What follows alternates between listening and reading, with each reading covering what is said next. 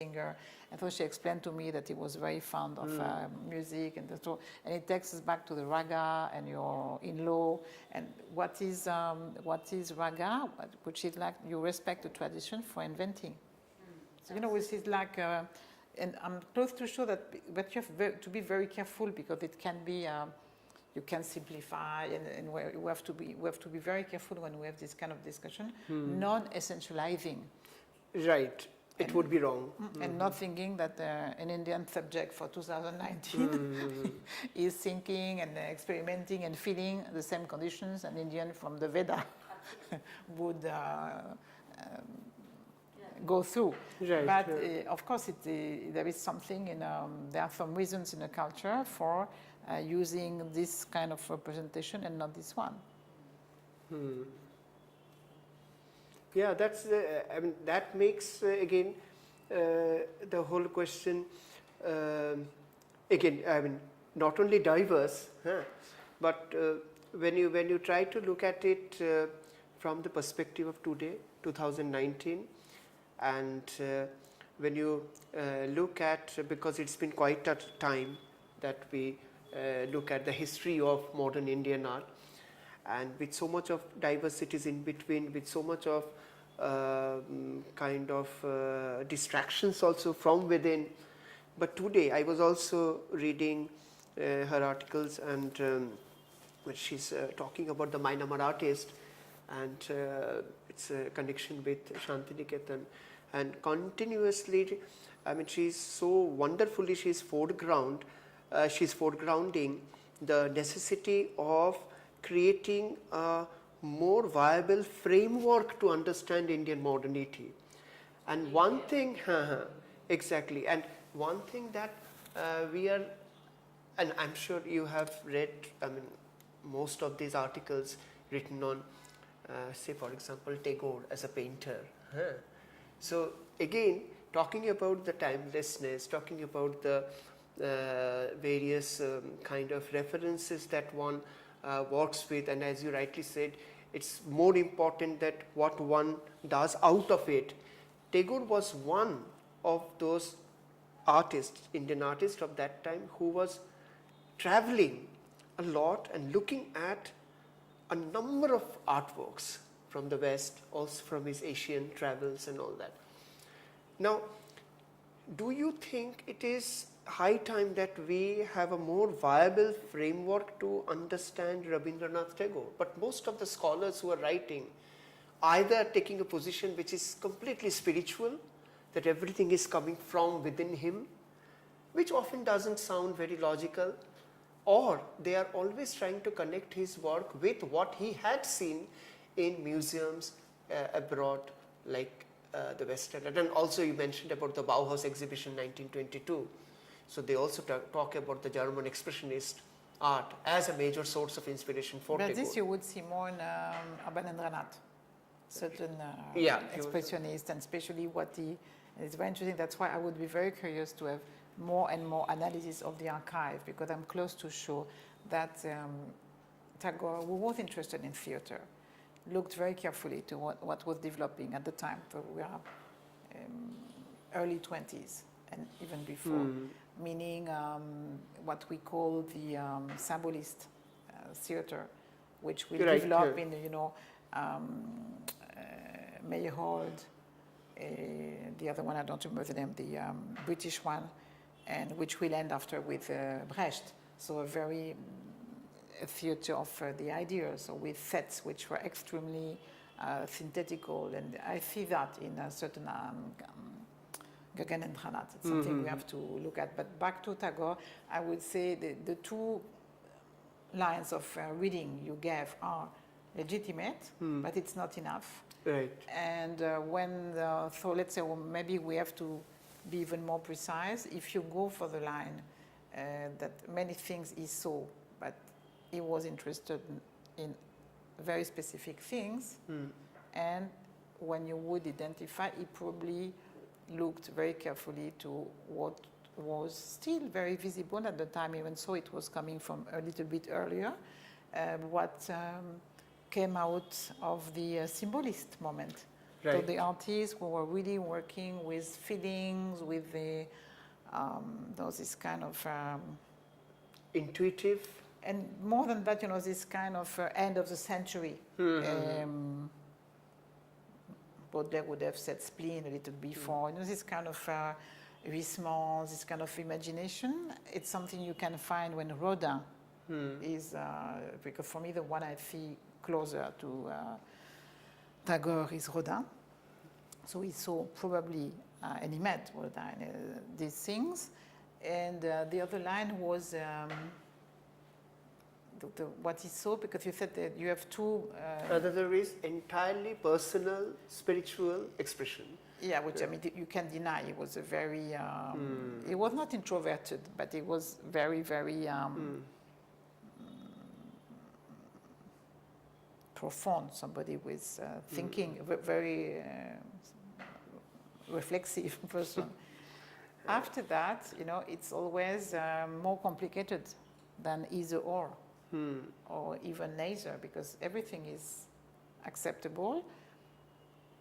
What you see, and you also to keep in mind that Tagore is living in a moment where when Freud is developing, has been in Paris with Charcot, and it's, I don't know how far he was involved, but it circulated a lot. Right. The early Freud, and much before he went to London. And so, it's part of his time, and maybe what is Tagore is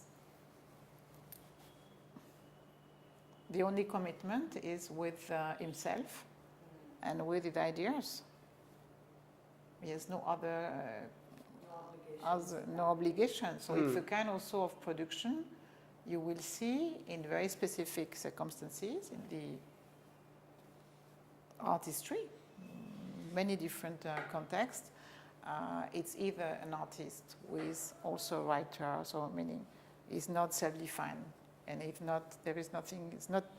People are not expecting from him, and he has nothing to prove. It's also the kind of production you can find in a situation where the subject is divided, or you have a certain kind of instability, and this would go for Artaud, even so Artaud was, it's right. More, you see that the psychic disorder more obviously in Artaud. But it's also really, maybe the point for me is when you think about his life, when you think about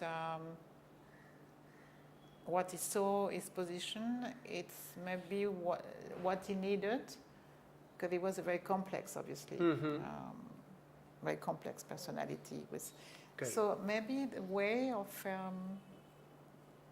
he had to go back to himself, he has to go back to a space where, again, he had no expectation out of his thinking about the nation, about taking care of Shantiniketan, this and that, and it's probably a kind of specific spiritual moment, not religious, but spiritual, because I think there is something... Right. A dialogue with oneself. With himself, and after that, of course, he had this extreme freedom, which is... for me, it has nothing to do with theoretical statement. It has to do with he was absolutely free. Or he was able to find, and this is something which is probably easier when you have knowledge of meditation, or when you... it's a moment where a subject can be as free as possible. And I think it was his moment. And when you see the photographs, it's probably... I'm sure people who know his life and it was probably early in the morning or moments when he would be on his own. Correct. He knew he won't be disturbed. People coming for asking for money or for a signature, I don't know what. And this is, and again, this is not timeless. We know when, but this you could relate with. It has to do also with a psychic momentum of a subject, and it's you could find connection with others. So it's very difficult indeed to look at it only from the artistry perspective. because from himself, he took a, I would say it's a posture of distance. He really distanced himself. Yeah, and you know, for this it's really, but of course they are the one, they would see the works, and when you look at it, it's you see common points. You see they are not works from the 18th century. It's absolutely obvious, but there is something of really, and I think people are always disturbed by freedom. Exactly. Because it's absolutely free. That's what we art historians often want to and try to study. That this is what it is. How do we then explain this freedom, this psychic moment in the larger context of modern Indian art project? Is it possible, or we have to discuss him separately? But I think it is possible. La preuve, you have Tagore. Because most of the art writers who are writing on Tagore, they are discussing Tagore separately, isolatedly. They are not able to put him in the context of the larger modernist project. So this is where we want to know that, and we want to study whether it is at all possible, or we have to discuss him separately, always. Yeah, for me, it's part of the corpus. The thing is that, you know, is, how is that, you would say certain people, they would be very high, you know, Sri Ramakrishna, it's a very high in the spiritual, in its case, it's I mean, a very, very exceptional figure who has this kind of, that freedom is really like, it's stupid to say it's before his time, because, you know, he was so much in his time, it's a little bit much ahead. Cliche, much ahead, because he was really iket nunc and very, very, he was there when he had to be there. But kind of, for him, it's probably where it says a lot about his sincerity.